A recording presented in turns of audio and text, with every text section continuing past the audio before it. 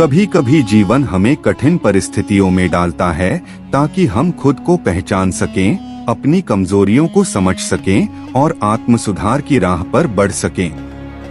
यह कहानी है एक ऐसे ही व्यक्ति अर्पण की, जिसने अज्ञानता से ज्ञान की ओर एक अद्भुत यात्रा तय की।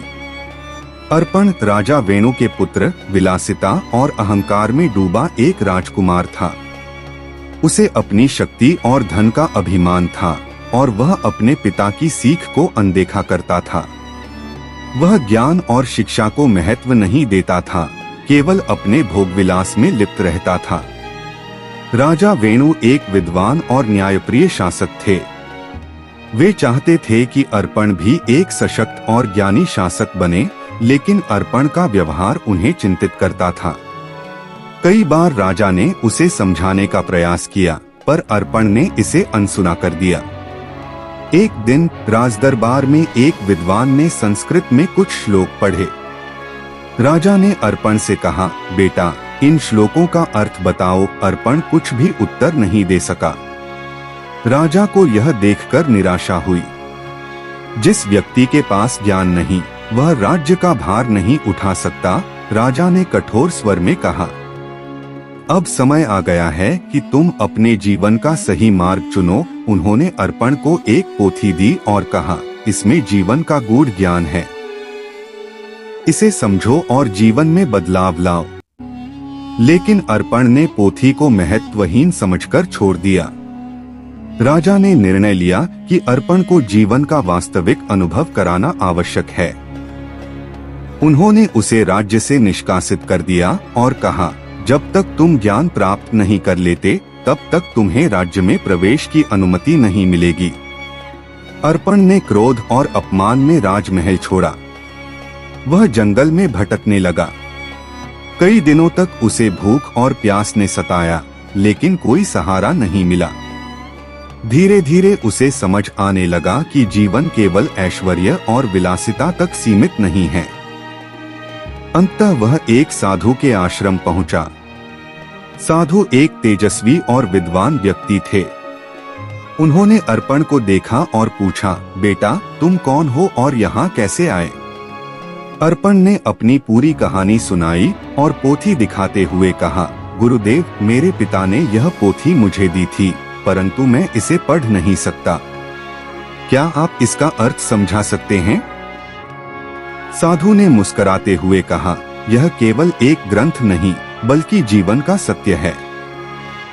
यदि तुम इसे समझ सको तो तुम्हारा जीवन बदल सकता है।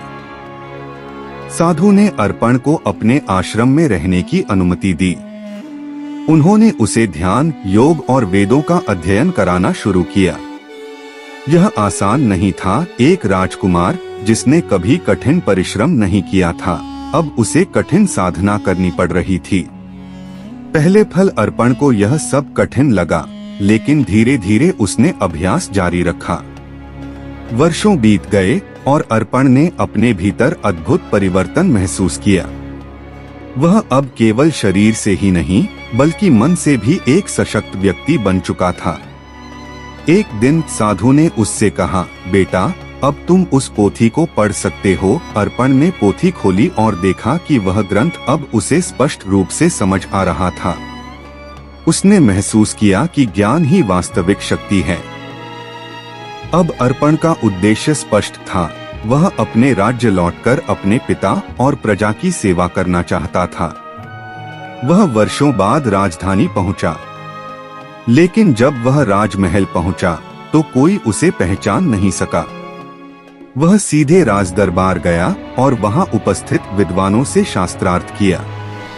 उसकी विद्वता देखकर राजा वेणु अचंभित रह गए। उन्होंने पूछा, विद्वान महोदय, आप कौन हैं? अर्पण ने उत्तर दिया, महाराज, मैं वही अर्पण हूँ जिसे आपने राज्य से निष्कासित किया था। राजा और दरबार के सभी लोग चकित रह गए। राजा ने आगे बढ़कर उसे गले लगाया और कहा, तुमने अपने जीवन को सुधारकर न केवल अपने पिता बल्कि पूरे राज्य का गौरव बढ़ाया है। मैं तुमसे क्षमा चाहता हूँ और तुम्हें राज्य का सर्वोच्च गुरु नियुक्त करता हूँ।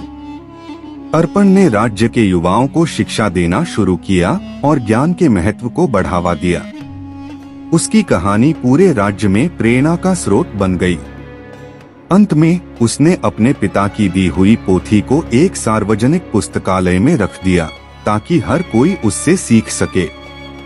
उसने सीखा कि एक, अज्ञानता सबसे बड़ा अभिशाप है और ज्ञान सबसे बड़ी पूंजी। 2, जीवन में गलतियां होना स्वाभाविक है, लेकिन उनसे सीखना महत्वपूर्ण है। 3, जो माता पिता का सम्मान नहीं करते वे अंततः पछताते हैं। 4, धैर्य, मेहनत और सही मार्गदर्शन से कोई भी व्यक्ति अपने जीवन को बदल सकता है। इस प्रकार अर्पण की यात्रा केवल उसका व्यक्तिगत उत्थान नहीं थी, बल्कि वह समाज के लिए भी एक आदर्श बन गया। असली शिक्षा वही है जो जीवन को बेहतर बनाए और दूसरों की भलाई में सहायक हो।